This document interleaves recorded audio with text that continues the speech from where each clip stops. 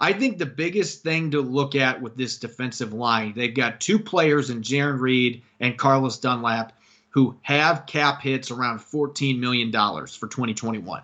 There is no way they're going into next season with those two contracts as they stand. They just can't. They can't afford to have that much money locked up in their defensive line.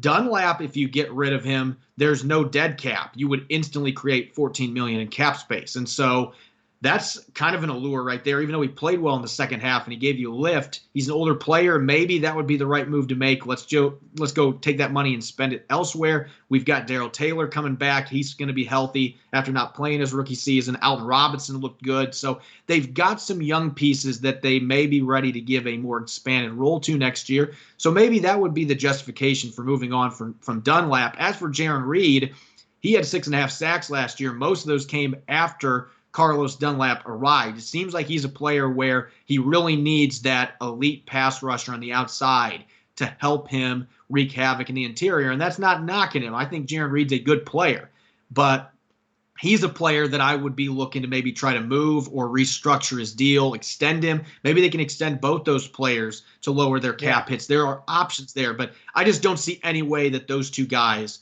are both under contract for 2021 with their current cap hits. There's going to be something happen on both fronts with both players. We'll have to see what John Schneider decides to do. If I had to hedge bets, I would think the Seahawks would be more willing to move forward without Jarran Reed because they have an undrafted rookie in Cedric Lattimore that made his debut in the playoffs and played really well. They're high on him. They think he's got a lot of upside. They want to keep Poona Ford around as well. And Brian Monet's got a couple years left under contract. And so I think they feel comfortable with what they have at defensive tackle if they moved on from Reed.